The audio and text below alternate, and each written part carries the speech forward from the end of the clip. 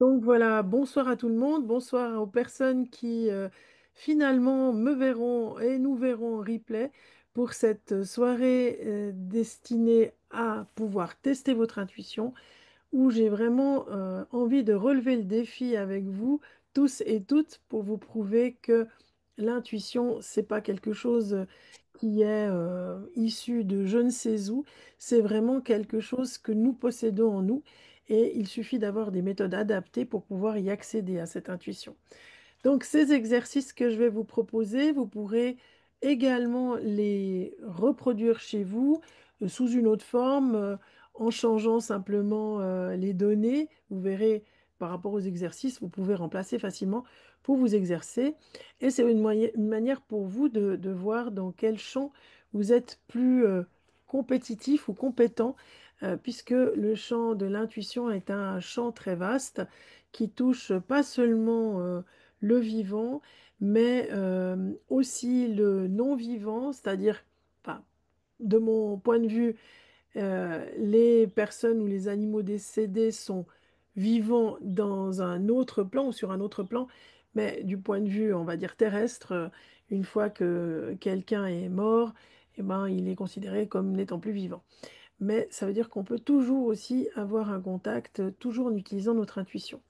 Alors, en bref introduction, pour cette masterclass, c'est important que vous acceptiez le postulat qui est de plus en plus scientifique et qui veut que l'intuition, c'est une compétence que nous avons et que ce n'est pas un don. Alors, je sais qu'aujourd'hui, sur la toile, vous avez encore beaucoup de choses qui sont véhiculées autour de justement du don, des compétences qu'on aurait reçues à travers une lignée familiale.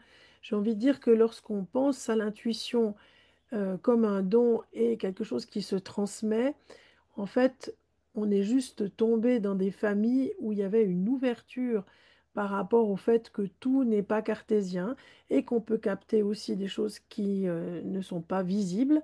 Et comme il y avait cette ouverture dans cette famille, bah, vous avez reçu le don, mais que je mets très entre guillemets, c'est-à-dire vous étiez dans un berceau où la compétence intuitive que nous possédons tous et toutes pouvait grandir.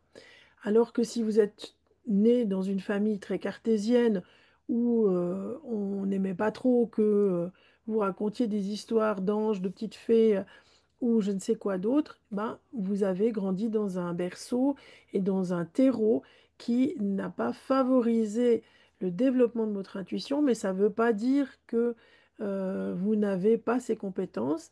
La seule chose, c'est que quand on a grandi dans un terreau familial qui ne nous a pas permis de développer notre intuition, ben, c'est comme une graine qui reste en dormance dans la terre. Il suffit de l'arroser un jour pour pouvoir le développer. Et moi, c'est ce que j'ai envie de vous apprendre à faire dans ces exercices ce soir. Donc, je vais voilà, commencer à vous partager cette, ce diaporama. Vous avez donc besoin, pour les personnes qui nous rejoignent, de papier, crayon, stylo, de quoi pouvoir vraiment prendre des notes. Et moi, je vais vous donner les informations au fur et à mesure. Les exercices qu'on va faire, ils sont simples, ils sont progressifs. L'idée, c'est que vous compreniez déjà que vous êtes un être intuitif et que vous allez pouvoir percevoir des choses au-delà des cinq sens, hein, l'ouïe, la vue, l'odorat, le toucher, que vous utilisez au quotidien. L'intuition, je le disais en introduction, c'est une compétence que nous possédons. Notre cerveau la possède. Il n'y a pas de gens qui ne sont pas intuitifs. Il y a simplement des êtres qui ont développé ou pas leur intuition ou qui ont envie de le faire. Alors, on dit souvent que l'intuition, c'est lié à la jante féminine. Je rassure les hommes qui sont peut-être là ce soir et qui nous regardent. Pas du tout. Simplement, les femmes, de par le fait qu'elles avaient dans l'histoire de l'humanité des charges de protection vis-à-vis des enfants, je pense déjà à l'époque néandertale, avec un souci de pouvoir anticiper des choses puisqu'elles n'avaient pas la force, pas la vitesse à taille et à poids égal d'un homme, ben, elles ont dû développer leur sixième sens, donc l'intuition, pour pouvoir anticiper des choses et protéger en fait, par exemple, leurs enfants ou les enfants dont elles s'occupaient, parce qu'il y avait des dangers multiples à cette époque-là. Et ça, c'est quelque chose qui est resté en fait dans le, j'ai envie de dire, c'est un atavisme de la condition féminine. Donc, mais il y a des hommes qui sont très intuitifs et des femmes qui ne le sont pas, hein. Donc, on ne va pas surgénéraliser les choses. Donc, la communication animale, intuitive, CAI comme j'aime à l'appeler, la médiumnité, spirit, hein, discuter avec des personnes défuntes, le magnétisme, le channeling, les soins énergétiques, etc., etc. Toute cette grande vague autour de la spiritualité aujourd'hui sont en réalité des manifestations de nos compétences intuitives. Pour pouvoir être dans cette compétence, pour pouvoir l'appeler, à la faire émerger, laisser de côté la partie réflexive, mentale, cartésienne que vous utilisez au quotidien dans votre vie et pour laquelle vous avez été éduqué, ben, qu'est-ce qu'on fait? On doit toujours se préparer. Donc, les personnes qui observent les animaux, si vous réfléchissez un peu comment fonctionnent vos animaux, et ben en fait, ce sont des personnes qui observent que leurs animaux ne sont pas en train toujours de dormir comme on le pense, mais qu'en réalité, nos animaux sont des êtres qui semblent parfois être ailleurs, qui semblent parfois être connectés à des choses qui nous échappent, mais qui ne sont pas dans un sommeil profond. Ça, je pense que vous avez toutes et tous pu l'observer avec vos animaux.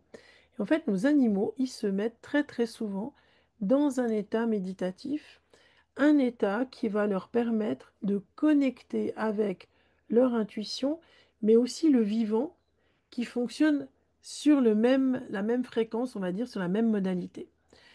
Nous, on a une vie qui est hyper stressée, voilà, où on galope et on court dans tous les sens.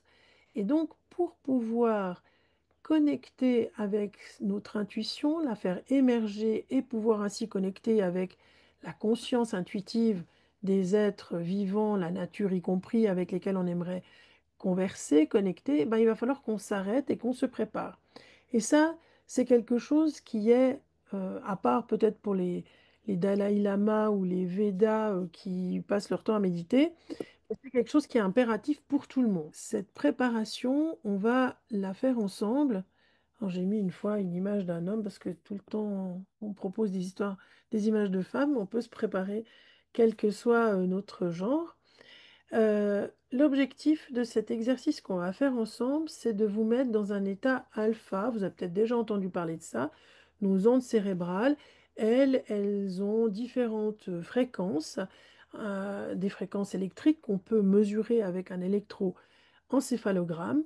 Et ce qu'on va chercher, c'est être dans ce qu'on appelle les ondes alpha. Et les ondes alpha, ça correspond, c'est quelque chose que votre cerveau connaît bien, ça correspond exactement à l'état dans lequel vous êtes quand peut-être cet été, vous étiez sur une chaise longue au bord de la mer en train de regarder passer les gens ou sur une terrasse d'un café en train de rêvasser. Hein, vous êtes là sans être là, mais vous avez conscience que vous êtes bien assis sur votre transat ou sur une chaise. C'est l'état que l'on peut vivre, par exemple, juste au moment de l'endormissement. Ou par contre, au moment du réveil, le matin, quand on est entre deux eaux, on a conscience qu'on est réveillé, mais on est encore un peu dans le sommeil. C'est ça l'état alpha. Donc, c'est pas un état de sommeil, c'est pas non plus un état où on est en pleine activité physique. C'est un état où on est d'ailleurs dans un état d'hyper-conscience. Et c'est souvent là quand on prend le temps le matin avant de se lever et de s'activer, de nouveau se stresser, qu'on a les meilleures idées qui peuvent nous venir pour la journée. Donc, on va faire ensemble ce petit exercice. Je vais vous inviter à vous asseoir sur votre fauteuil ou par terre. De préférence, ces exercices, il faut les faire assis et pas couché parce qu'il y a de fortes chances sinon que vous endormiez. Vous allez, une fois bien installé, fermer les yeux. Veillez à ne pas croiser vos mains. Vous pouvez les mettre sur votre poitrine comme ce monsieur ou bien sur vos jambes, là où c'est le plus confortable. Moi, je trouve que c'est bien quand on croise rien, ni les jambes, ni les bras. Et puis, vous allez fermer les yeux tranquillement. Vous n'avez ni besoin de stylo, ni besoin de feuilles. Pour l'instant, vous laissez tout sur la table. Et je vous invite à inspirer et expirer 3 fois profondément. On va le faire ensemble. Inspire, expire. Et n'hésitez pas à inspirer par le nez, expirer par la bouche. Inspire, expire.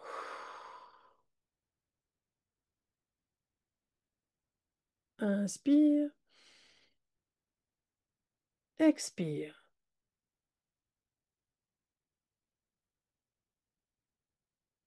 Et maintenant, continue à garder les yeux fermés. Tu vas imaginer devant toi un escalier. Ça peut être un escalier en bois, en métal, en pierre, en marbre, comme tu veux. C'est un escalier qui est de la bonne largeur, idéale pour toi, éclairé, avec l'éclairage qui te convient. Et je vais compter lentement de 1 jusqu'à 10. Et à chaque chiffre que je prononcerai, tu descendras une marche ou deux de l'escalier en répétant mentalement, je suis calme et réceptive ou réceptif.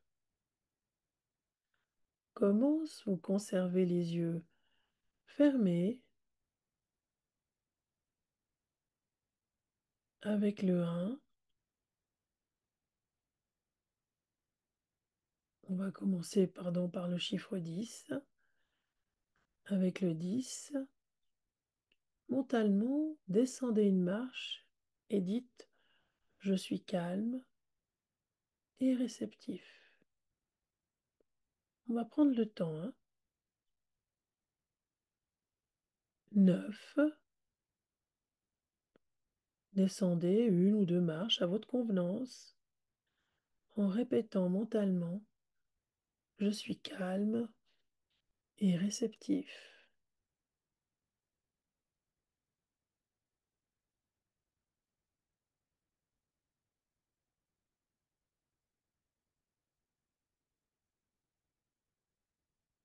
8, descendez tranquillement une ou plusieurs marches et dites-vous dans votre tête je suis calme et réceptif. N'oubliez pas de respirer entre deux.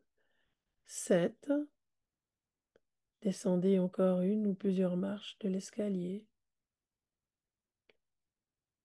Je suis calme et réceptif.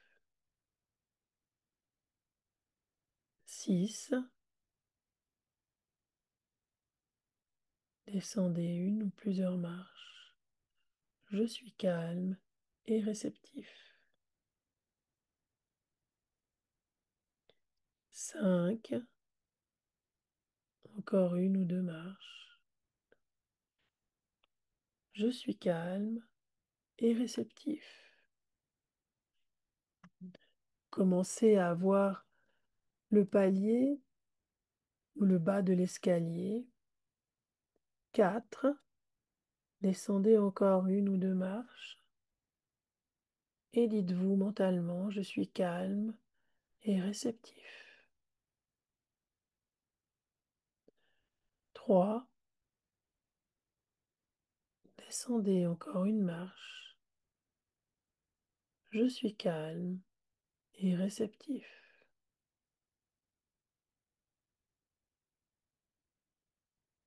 2, je suis calme et réceptif.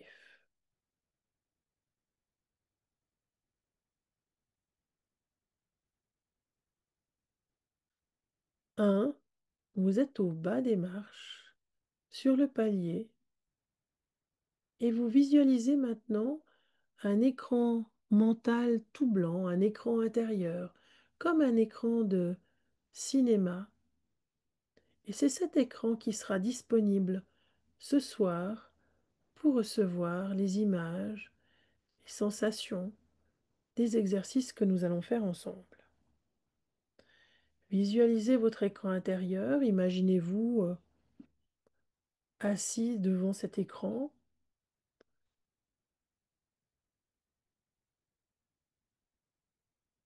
puis respirez 3 fois profondément. Et à la troisième inspiration, revenez dans le ici et maintenant, parfaitement éveillé, en ayant clairement dans votre tête l'image de cet écran intérieur.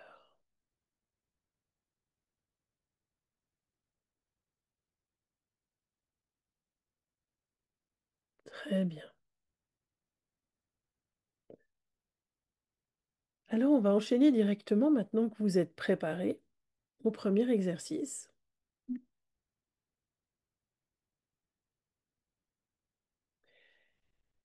Ouvrez les yeux, si ce n'est déjà fait, et vous voyez maintenant un carré blanc. Alors ce n'est pas votre écran intérieur.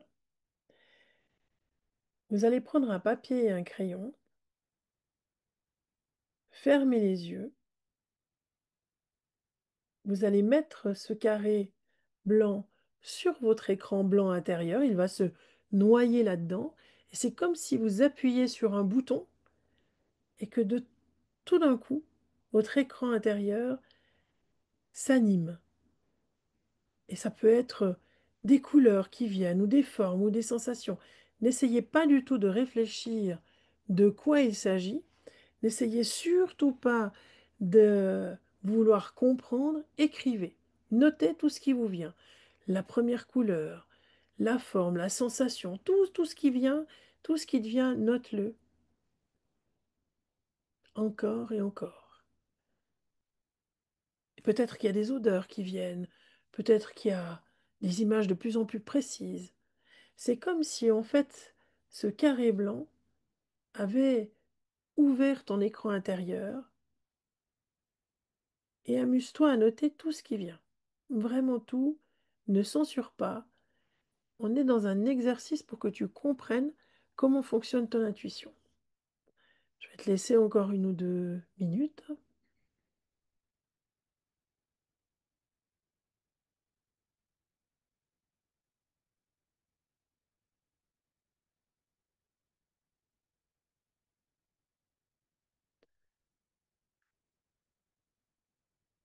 et laisse venir tout ce qui vient. Et si tu as pris l'exercice en marche, tu peux simplement fixer ton attention sur ce carré blanc et demander à recevoir toutes les images, couleurs, formes, sensations, tout ce qui est lié à l'image qui se trouve derrière le carré blanc. On verra tout à l'heure qu'est-ce qui se cache comme image derrière ce carré blanc. Et ne censure rien, ça c'est très très important. Amuse-toi, note tout, les enfants savent très bien le faire.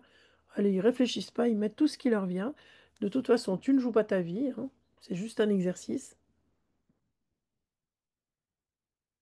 Ok, tu peux poser ton stylo et puis peut-être que tu es étonné de voir qu'il y a beaucoup de mots qui sont venus ou de sensations, peut-être 1 ou 2, mais en principe, il n'y a pas rien.